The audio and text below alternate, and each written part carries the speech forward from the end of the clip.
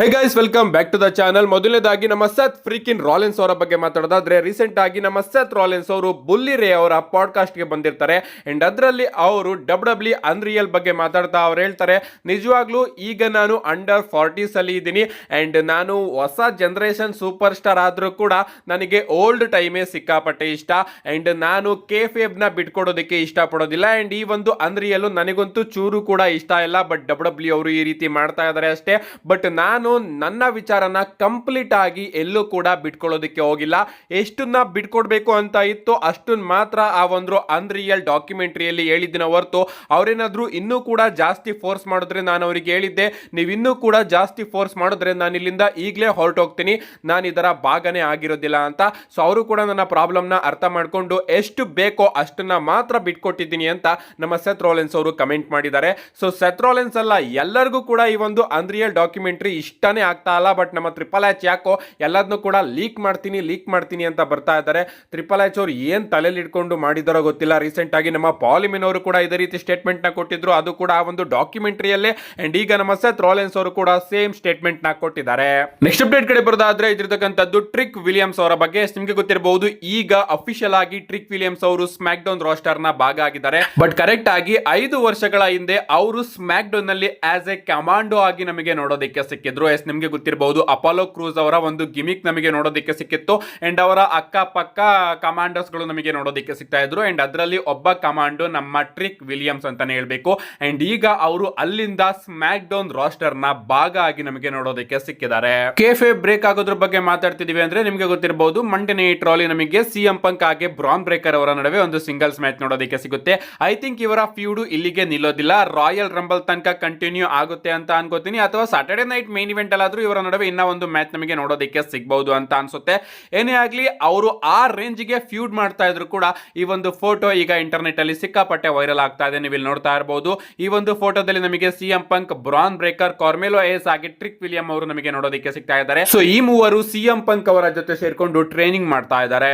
Next update ಕಡೆ ಬರೋದಾದ್ರೆ ಇದಿರ್ತಕ್ಕಂಥದ್ದು ಸ್ಯಾಮಿ ಝೈನ್ ಅವರ ಬಗ್ಗೆ. ಲಿಟರಲಿ ಗಾಯ್ಸ್, ಸ್ಯಾಮಿ ಝೈನ್ ಅವರಿಗೆ ಡಬ್ಲ್ಯೂ ಅವರ ಬಳಿ ಪೋಸ್ಟ್ ರಸಲ್ಮೇನಿಯಾ ತುಂಬಾನೇ ಬಿಗ್ ಪ್ಲಾನ್ಸ್ ಇದೆ ಅಂತ ಅಪ್ಡೇಟ್ ಗಳು ಬರ್ತಾ ಇದೆ. ನಿಮ್ಗೆ ಗೊತ್ತಿರಬಹುದು, ಈ ಬಾರಿಯ ರಾಯಲ್ ರಂಬಲ್ ನ ಸ್ಯಾಮಿ ಝೈನ್ ಅವರು ಕೂಡ ಗೆಲ್ಬಹುದು ಅಂತ ಸಿಕ್ಕಾಪಟ್ಟೆ ರೂಮರ್ಸ್ ಗಳಿದೆ.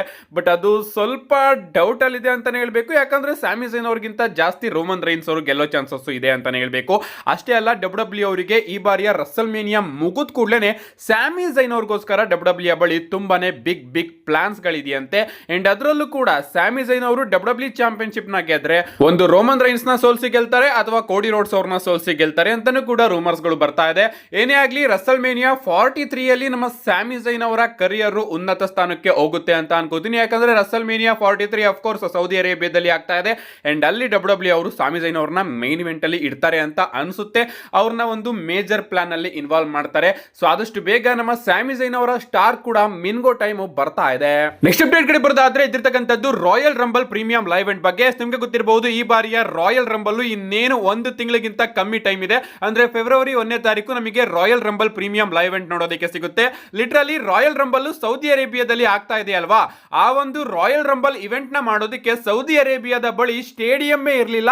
ಬರೀ ರಾಯಲ್ ರಂಬಲ್ ನ ಮಾಡೋದಕ್ಕೆ ಹೊಸ ಸ್ಟೇಡಿಯಂ ಅವರು ಸೃಷ್ಟಿ ಮಾಡ್ತಾ ಇದ್ದಾರೆ ಅಂತಾನೆ ಹೇಳ್ಬೇಕು. ಇದು ಬರೀ ರಾಯಲ್ ರಂಬಲ್ ಗೆ ಮಾತ್ರ ಸೀಮಿತವಾಗಿರುತ್ತೋ ಅಥವಾ ಹೊಸ ಸ್ಟೇಡಿಯಂ ನ ಅವರು ಕ್ರಿಯೇಟ್ ಮಾಡಿ ಮುಂದೆನೂ ಕೂಡ ಅಲ್ಲಿ ಶೋಗಳನ್ನ ಕೊಡ್ತಾರೋ ಗೊತ್ತಿಲ್ಲ. ಒಟ್ನಲ್ಲಿ ಒಂದು ಖಾಲಿ ಜಾಗ ಇತ್ತು ಅಷ್ಟೇ ರಾಯಲ್ ರಂಬಲ್ ಆಗೋ ಪ್ಲೇಸ್ ಅಲ್ಲಿ. ಅಂಡ್ ಈಗ ಸೌದಿ ಅರೇಬಿಯಾದವರು ಸ್ಟ್ಯಾಂಡ್ಸ್ ಗಳನ್ನು ಕೂಡ ಹಾಕೋದಕ್ಕೆ ಶುರು ಮಾಡಿದ್ದಾರೆ. ಅಂದ್ರೆ ಕ್ರೌಡ್ ಕೂತ್ಕೋಬೇಕಲ್ಲ, ಅದಕ್ಕೆ ಎಲ್ಲಾ ಏರ್ಪಾಡ್ನು ಕೂಡ ಮಾಡೋದಕ್ಕೆ ಶುರು ಮಾಡಿದ್ದಾರೆ ಅಂಡ್ ಕಂಪ್ಲೀಟ್ ಕೂಡ ಮಾಡಿದ್ದಾರೆ. ನೀವು ಇಲ್ಲಿ ನೋಡ್ತಾ ಇರಬಹುದು, ಇನ್ನ ಸ್ಟೇಜು ಹಾಗೆ ರಿಂಗ್ ನ ಅಲ್ಲಿ ಇಡಬೇಕಾಗಿದೆ.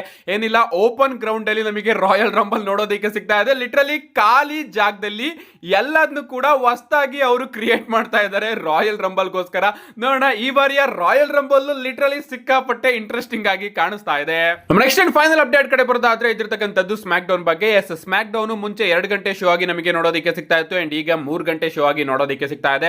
ನಿಜವಾಗ್ಲೂ 2 ಗಂಟೆ ಶೋನೇ ಸಿಕ್ಕಾಪಟ್ಟೆ ಬೋರಿಂಗ್ ಆಗಿತ್ತು ಅಂಡ್ ಈಗ 3 ಗಂಟೆ ಶೋ ಇನ್ನೂ ಕೂಡ ಬೋರಿಂಗ್ ಆಗುತ್ತೆ ಅಂತ ನೀವೇನಾದ್ರೂ ಅನ್ಕೊಂಡ್ರೆ, ಆ ಒಂದು ಬೋರಿಂಗ್ನೆಸ್ ನ ತಪ್ಪಿಸೋದಕ್ಕೆ ನಮ್ಮ ರೋಮನ್ ರೈನ್ಸ್ ಅವರ ಎಂಟ್ರಿ ಸ್ಮ್ಯಾಕ್ ಡೌನ್ ನಲ್ಲಿ ನೋಡೋದಕ್ಕೆ ಸಿಗಬಹುದು. ನಿಮ್ಗೆ ಗೊತ್ತಿರಬಹುದು, ರಸಲ್ಮೇನಿಯಾ 42 ಗೆ ಡಬ್ಲ್ಯೂ ಅವರು ರೋಮನ್ ರೈನ್ಸ್ ಆಗಿ ಕೋಡಿ ರೋಡ್ಸ್ ಅವರ ಮ್ಯಾಚ್ ನ ಪ್ಲಾನ್ ಮಾಡ್ತಾ ಇದ್ದಾರೆ ಅಂತ ಅಪ್ಡೇಟ್ ಗಳು ಬರ್ತಾ ಇತ್ತು.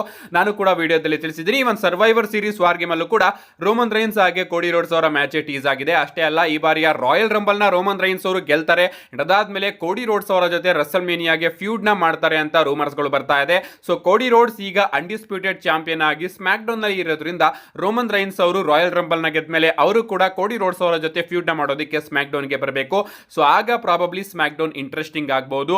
ಏನೇ ಆಗಲಿ ಗೈಸ್, ರೋಮನ್ ರೈನ್ಸ್ ಅವರು ಸ್ಮ್ಯಾಕ್ ಡೌನ್ ಗೆ ಬರ್ತಾರೆ ಅಂತ ಅಪ್ಡೇಟ್ ಗಳು ಬರ್ತಾ ಇದೆ. ನಿಮ್ಗೆ ಅನ್ಸುತ್ತೆ ಇದ್ರ ಬಗ್ಗೆ ನಿಮ್ಮ ಅನಿಸಿಕೆನ ಕಮೆಂಟ್ ಮಾಡಿ, ವಿಡಿಯೋ ಇಷ್ಟ ಲೈಕ್ ಮಾಡಿ, ಚಾನಲ್ ನ ಸಬ್ಸ್ಕ್ರೈಬ್ ಮಾಡ್ಕೊಳ್ಳಿ ಅಂತ ಹೇಳ್ತಾ see you guys in my next video.